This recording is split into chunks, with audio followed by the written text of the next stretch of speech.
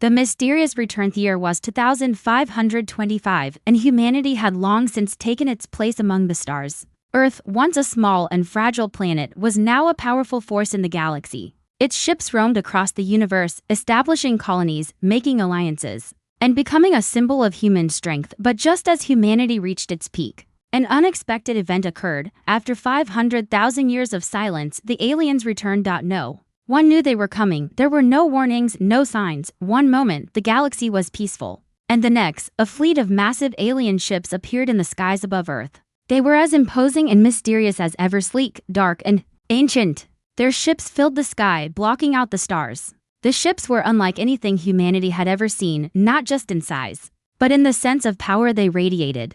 They were alien in every way imaginable. The sudden appearance of these alien ships sent shockwaves across Earth. The moment their presence was confirmed, panic swept through the planet. Governments scrambled to prepare for what they feared was an invasion. Soldiers stood at attention, weapons at the ready, while scientists and engineers rushed to analyze the alien ships, trying to understand their technology. But no one could have predicted what was coming next. As the ships hovered above Earth, the skies remained eerily quiet. The ships made no attempt to land, no attempt to communicate. They simply watched. It was as if the aliens were waiting for something, or perhaps for someone. Down below, people looked up in fear and wonder. Had the aliens come to reclaim Earth? Had they returned to finish what they started so many centuries ago? Earth had once been home to a thriving civilization of aliens, but after a mysterious disappearance, the humans had taken over. Now, after 500,000 years, the invaders had returned. The world's leaders were frantic. They had no idea how to handle this. Earth had become strong, but it had never faced an enemy like this before. How could they prepare for something so unknown? They knew the aliens had once been the most advanced civilization in the galaxy. Their technology far beyond anything humanity had created. Now, Earth was a far different place. But would it be enough? Military forces were put on high alert, fighters scrambled into the air, and defense systems powered up, but the aliens made no move. They simply watched. Their presence was a silent challenge, a reminder of how little humanity knew about them. As days passed, the aliens remained in place. Ships continued to patrol the skies, but still, they did not engage, they didn't attack, they didn't communicate. They did nothing but hover above Earth, casting a long, dark shadow. It was as if they were waiting for the humans to make the first move. A deep unease grew within Earth's governments and military leaders. Why had the aliens returned after all these years? What did they want? The alien fleet's silence was deafening. No one had ever seen anything like this. There were no messages, no demands. They did not ask for Earth's surrender, nor did they attack. They simply waited. It was as if the aliens were studying the humans, watching how they would respond. Were they testing humanity? Were they looking for signs of weakness? Earth's leaders debated their next steps. Some suggested opening communication, attempting diplomacy with the aliens, hoping to avoid conflict. Others urged military action, believing that the aliens' silence was a tactic waiting for the humans to show fear. But fear was not the answer, and so humanity waited. The planet stood still, watching as the unknown threat loomed above them. The world held its breath, waiting for the next move. But time passed, and still nothing happened. No missiles, no threats, no action of any kind. The tension grew unbearable, but the aliens were calm. They had all the time in the universe, and they were in no rush to do anything. The humans were left to wonder if they were in control, or if they were being controlled. Meanwhile, in the shadows, human scientists worked tirelessly. The sudden arrival of the aliens brought with it a flood of questions. How had they returned? What had happened to their species? Where had they been all these years?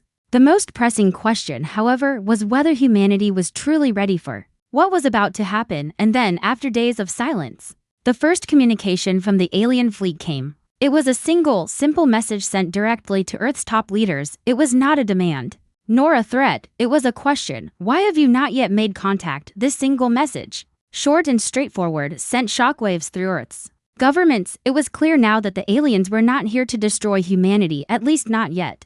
They were here for something else, something that humans did not understand.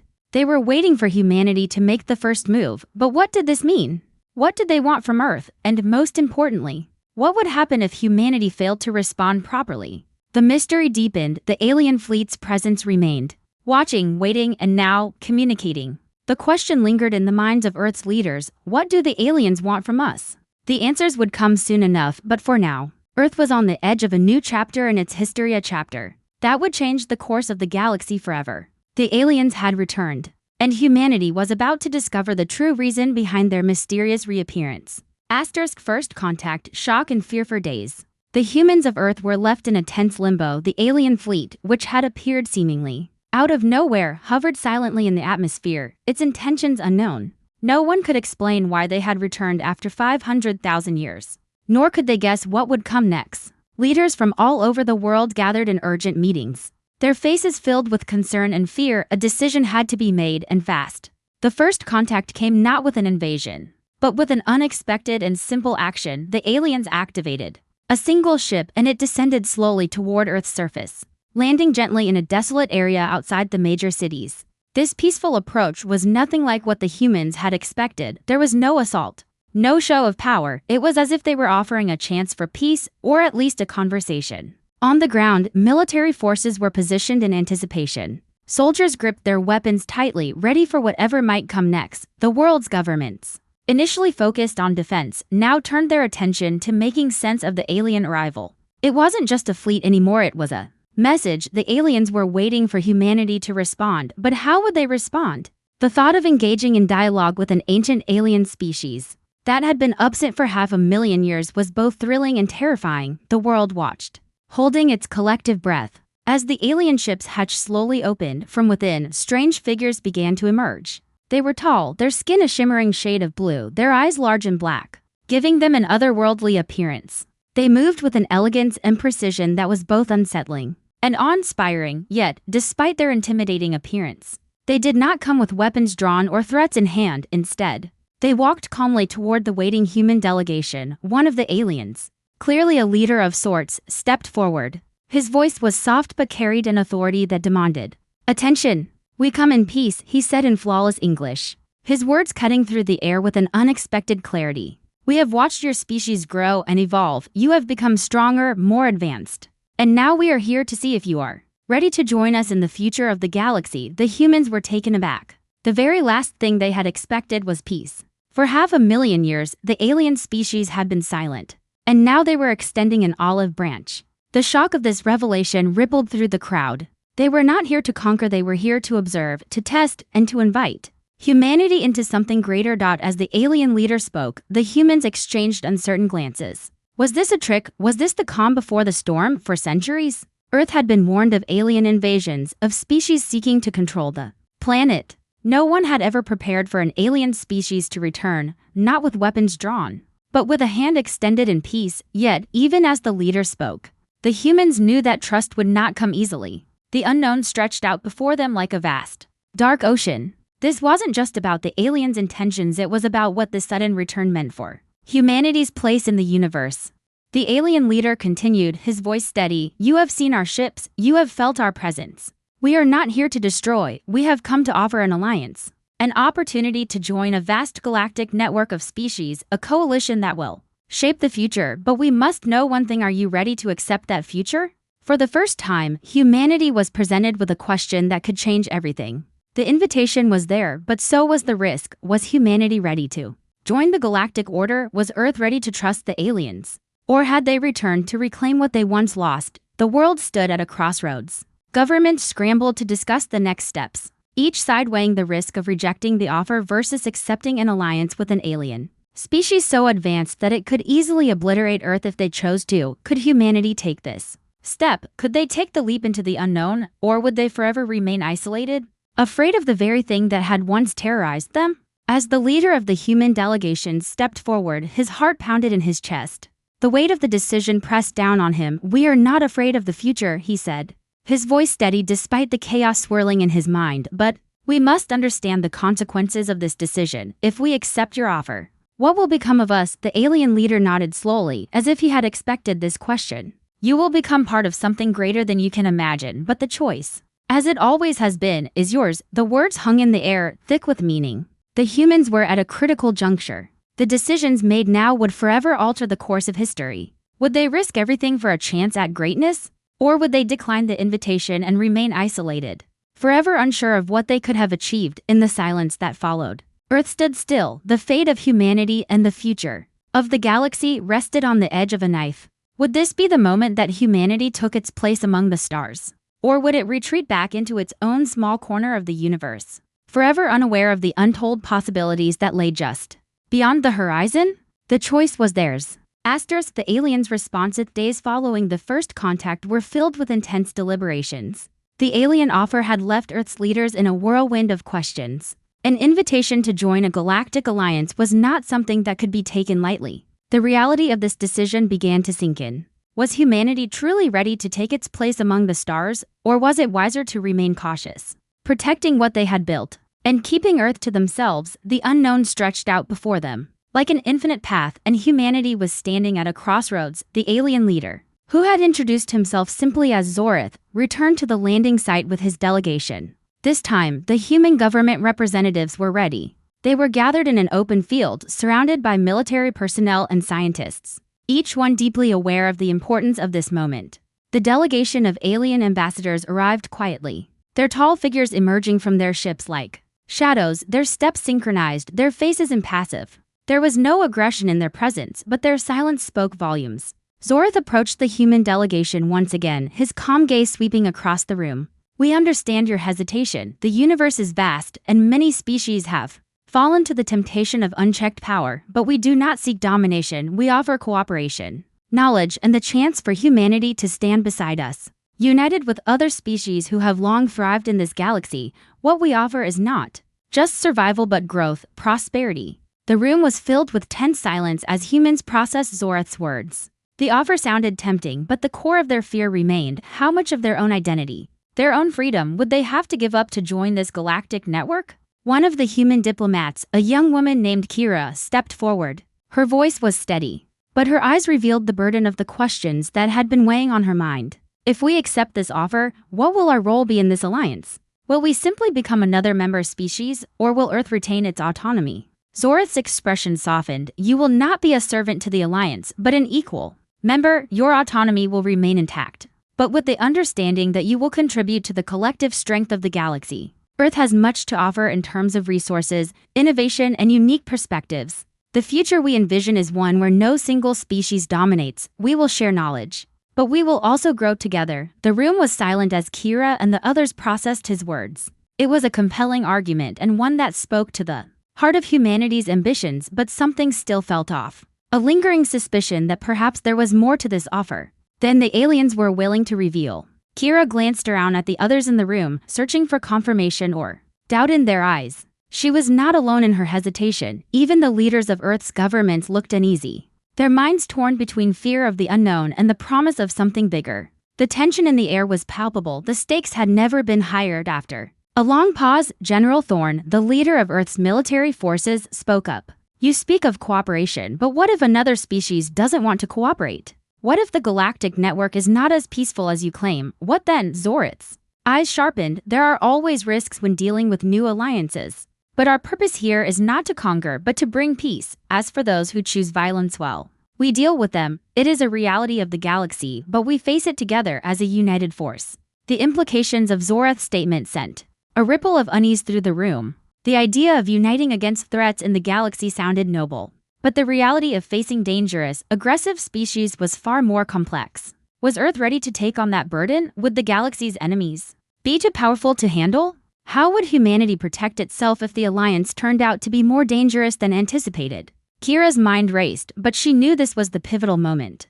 The decision to join the Galactic Alliance would define humanity's future, and she had to make sure that the risks were fully understood before moving forward. But she couldn't shake the feeling that the aliens' true purpose wasn't entirely revealed. Could they be hiding something? Was there a cost to joining the galaxy's coalition that they hadn't yet disclosed? The silence stretched on as the human delegation exchanged looks, their minds filled with unanswered questions. The aliens had come with open hands, but had they hidden something beneath their offer of cooperation? Finally, after what seemed like an eternity, Kira spoke again, her voice resolute. We appreciate your offer, Zorith, but humanity needs time to consider the full weight of this decision. We cannot make such a choice lightly. Zorith nodded, his expression unreadable. I understand. Time is a luxury we can afford for now, but remember, the galaxy waits. The offer stands. When you are ready, we will be here. As the alien delegation turned to leave, the human delegation remained in deep thought, the weight of the decision pressing heavily on their shoulders. The world was watching, the future uncertain. Earth could remain isolated, or they could take the leap into the unknown, joining a vast galactic network that could lead to both unimaginable growth and unforeseen dangers. The aliens had made their move, now humanity had to make theirs. The Galactic Empire's dilemma. The days that followed the alien encounter were filled with confusion, doubt, and heated discussions. Across Earth, every government, military command, and scientific body was scrambling to understand the true nature of the alien offer. The world's leaders were divided. Some advocated for immediate alliance, believing it could bring prosperity and a new era of interstellar cooperation, while others feared the unknown risks and long-term consequences of joining forces with a species whose motives might still be shrouded in secrecy. Meanwhile, deep within the bowels of the Galactic Empire, the alien leadership was facing its own dilemma. Zorith, the alien emissary, had returned to the heart of the fleet, where the highest-ranking officials awaited his report.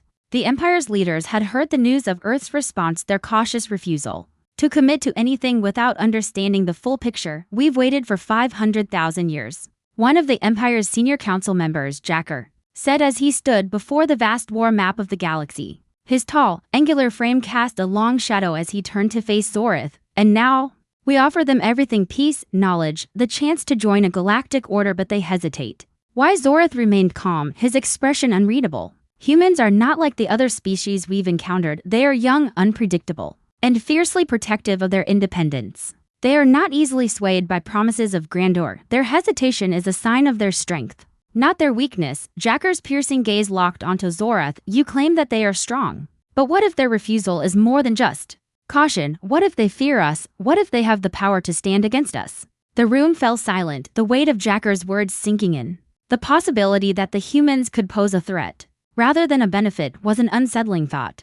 Zorith took a slow, deliberate breath, as if weighing his next words carefully. We have underestimated them before, Zorith said, his voice steady, and we cannot afford to do so again. But we also must understand that humans value their autonomy more than any other species we've encountered. It's not just about power, it's about freedom. They fear that by joining us, they will lose that freedom. We must show them that the galaxy and its future is a place where all species, including them, can maintain their independence while still thriving. Jacker paced around the room, his mind racing. And if they refuse to join, if they choose to remain isolated, believing they can stand alone against the galaxy, what then? Zorith turned, locking eyes with Jacker, the weight of centuries of history behind his gaze. If they refuse, then we must respect their choice, but if they choose to stand against us, we will not hesitate. We are not the only species in this galaxy capable of immense power, but we are the oldest and the most experienced.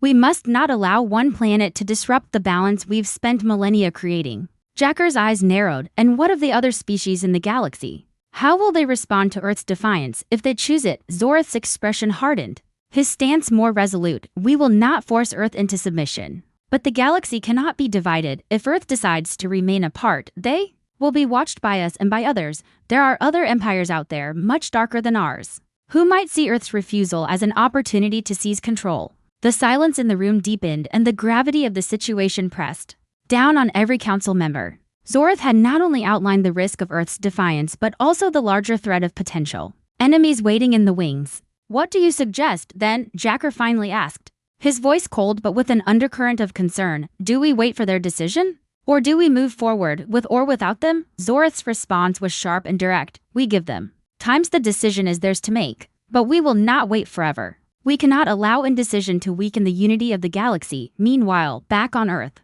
humanity's leaders were grappling with the same questions, but their stakes were even higher. The threat of galactic power was not something they could ignore. The alien fleet, so much larger and more advanced than anything humanity had ever seen, loomed over them like an ever-present shadow. The decision to join or resist would change the course of Earth's history forever. Earth's top military leaders had gathered for an emergency meeting. General Thorne, head of Earth's military forces, stood before the room of commanders, his face grim. We have to face the reality. The aliens have the power to obliterate us, but they're giving us a choice to join them or stay out of their way. Admiral Saunders, who had long supported Earth's defense efforts, slammed his fist on the table. But what happens if we refuse them? They've been quiet so far, but they've made it clear they'll be watching us. And if we say no, they will be ready to act. What kind of future are we choosing for humanity? The room fell silent as the weight of Saunders' words settled in. The implications were staggering. Humanity standing alone against the galaxy.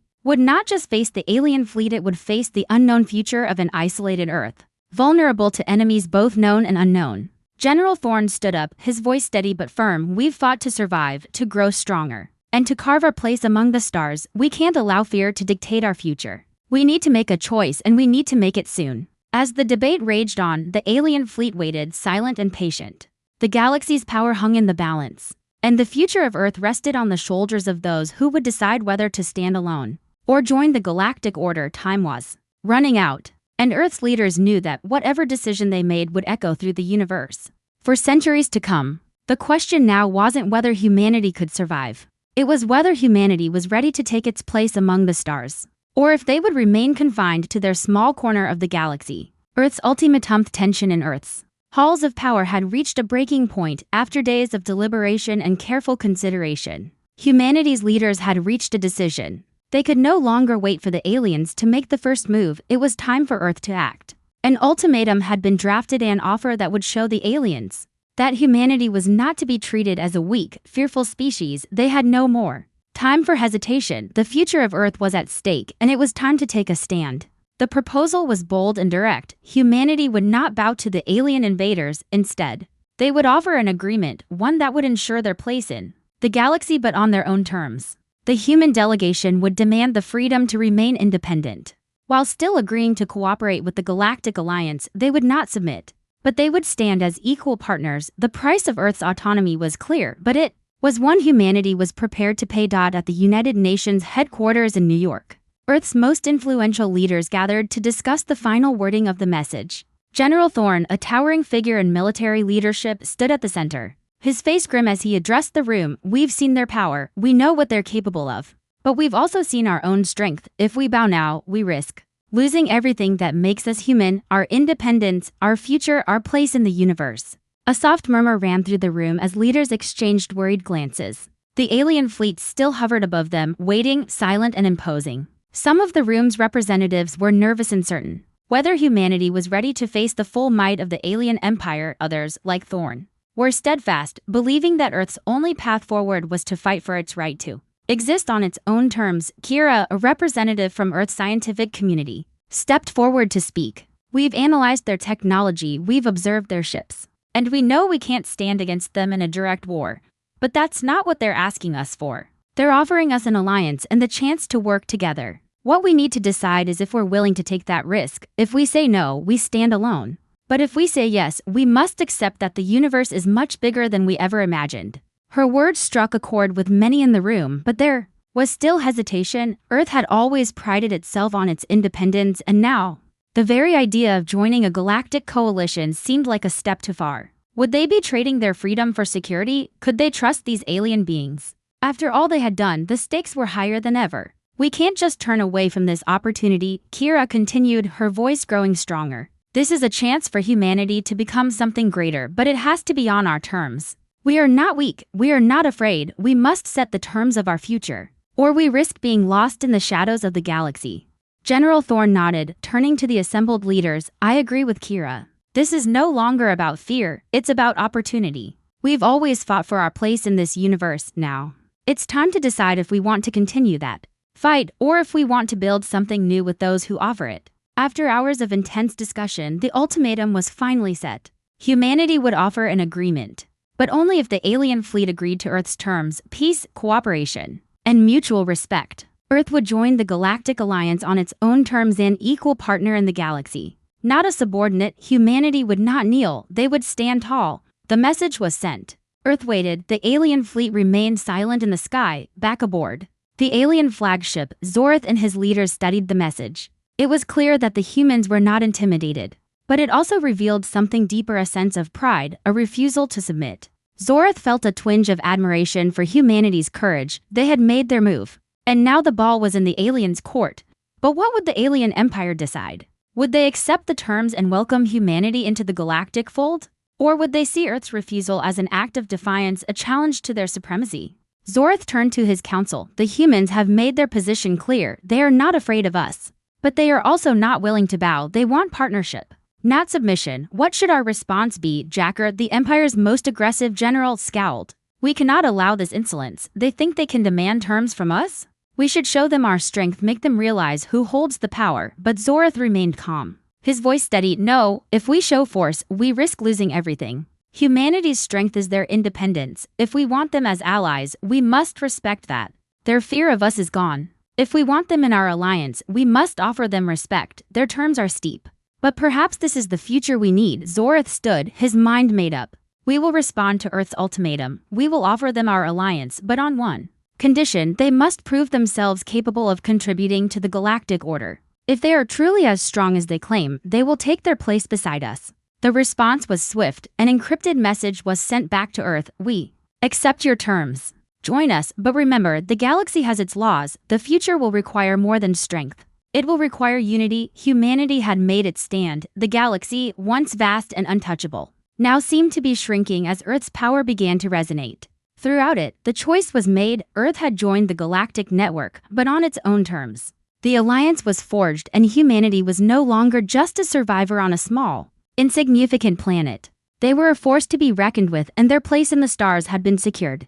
But as Earth looked to the future, it knew one thing: the galaxy was not just a place to exist in, it was a place to shape, and humanity had just taken its first steps toward doing exactly that. Humanity's true intention's response from the alien fleet was swift. As Earth's leadership had expected, their terms had been accepted.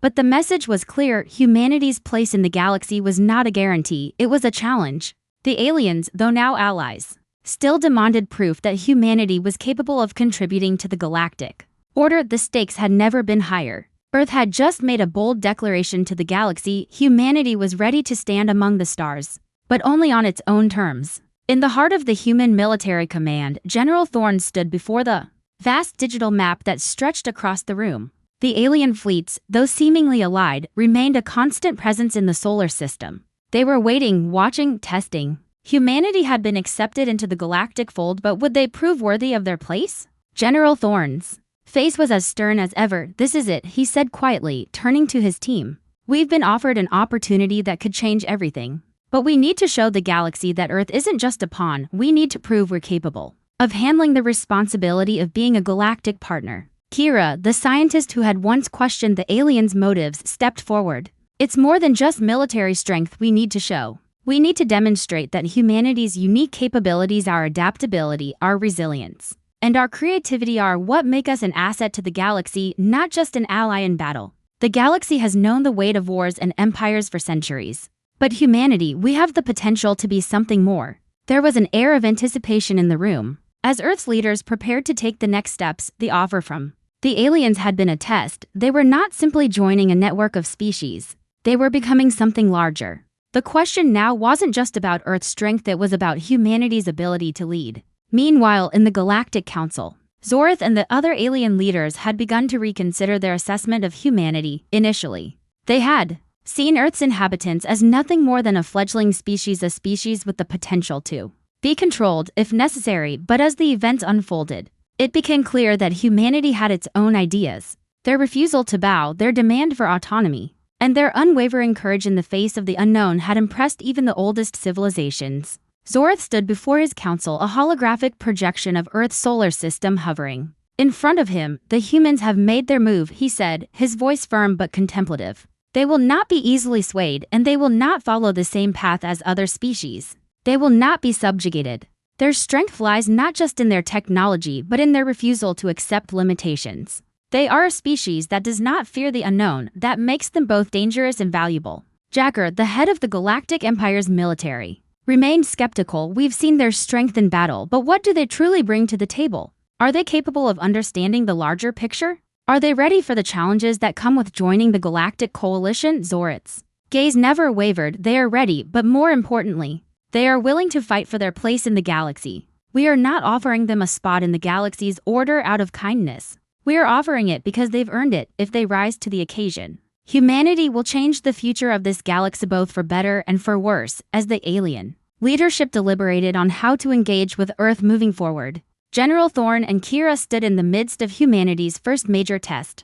Earth's acceptance into the galactic network wasn't just a political move, it was a commitment to something much greater. The humans had to show that they weren't just capable of defending themselves. They had to prove they could lead, create, and contribute on a galactic scale. The challenge was clear. Earth would now be tasked with spearheading the next great leap for the galaxy. The first trial would come soon, a galactic peace summit. One that would test humanity's diplomatic, scientific, and military abilities. A new threat had emerged on the outskirts of the galaxy, and the humans would have to lead the charge to neutralize it. It wasn't just about battle. It was about uniting the galaxy's species in the face of a common enemy. Humanity's reputation was on the line, and Earth, for all its advancements, had yet to prove that it could handle such a responsibility. Back in the heart of Earth's military command, the preparation for the summit began. The moment had arrived. Earth's diplomats, military leaders, and scientists worked around the clock to prepare for the summit. They weren't just preparing to make peace, they were preparing to lead. Kira stood before a vast display of holographic data, her mind focused on the task at hand. The humans had something unique to offer: their ability to innovate, to think outside the box, to create solutions that no one else could. This summit would be their chance to show the galaxy just how far they had come. "This is it," Kira said, her voice filled with determination. "The galaxy needs us. We have the power to shape the future, not just through our weapons, but through our ideas. Let's make sure we're ready." General Thorne placed a hand on her shoulder, his voice unwavering. "We're not just fighting for Earth, we're fighting for the future of all species in the galaxy. We can't afford to fail with that." The countdown to the summit began. The future of humanity and its place in the galaxy was on the verge of being defined. Would they rise to the occasion? Or would they falter in the face of galactic expectations? The moment of truth had arrived. And for Earth, there was no turning back. A new era for Earth. The day of the Galactic Peace Summit had arrived. The Council Hall, located at the heart of the galaxy's most powerful alliance, stood as a testament to centuries of interstellar diplomacy. Beings of every shape, size, and color gathered from all corners of the galaxy, their faces filled with curiosity and skepticism. The atmosphere was thick with tension, for this summit would not only define the future of the galaxy, but also determine humanity's place among the stars. Earth, a young and proud species, had been given a seat at this table. The invitation was a result of their bold decision to stand firm, their refusal to bend to the will of the galactic empires. But today, humanity would face its ultimate test.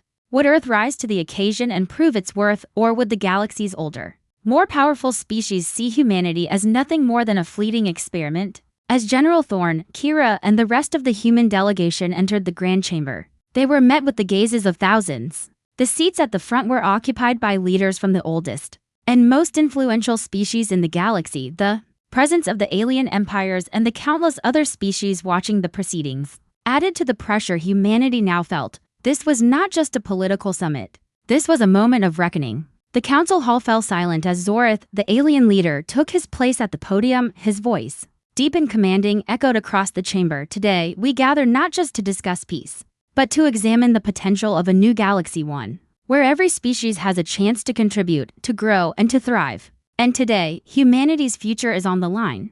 The question is not just whether we accept them into our fold, but whether they are ready to stand alongside us as equals." General Thorne stood, his heart racing but his posture unwavering. He knew that the galaxy was watching every move, every word, and every gesture. This moment would define humanity's legacy. He took a deep breath and stepped forward to face the assembly. "Honored delegates," he began, his voice steady but filled with resolve, "we come not as conquerors, but as equals. Earth has fought for its place in the universe. We have struggled, we have fallen, and we have risen. We have learned the value of unity and strength, and we offer that strength to this galaxy not as a threat, but as an ally." The room buzzed with quiet whispers. Humanity's words had a weight to them, but the true test was in the actions that would follow. Kira, standing beside Thorne, took her turn to address the council. "Our species has learned from its mistakes," she said. "We've learned that peace is not just the absence of conflict, but the willingness to face challenges together. Humanity is ready not just to survive,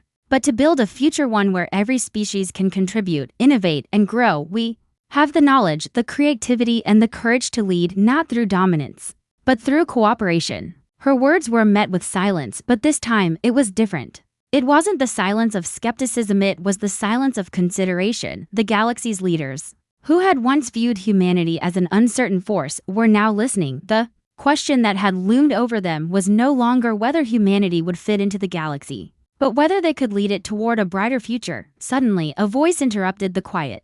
It was from an alien species that had long been wary of human expansion. "The Zartaks, a powerful race known for their cunning and secrecy. You speak of cooperation and leadership, But do you truly understand the weight of the responsibility you seek? The Zartak's ambassador asked, his voice laced with doubt. The galaxy has been shaped by forces far older and wiser than Earth. Do you think your species, with its short history, is ready to shape the future of the stars? General Thorne didn't hesitate. We are not claiming to have all the answers.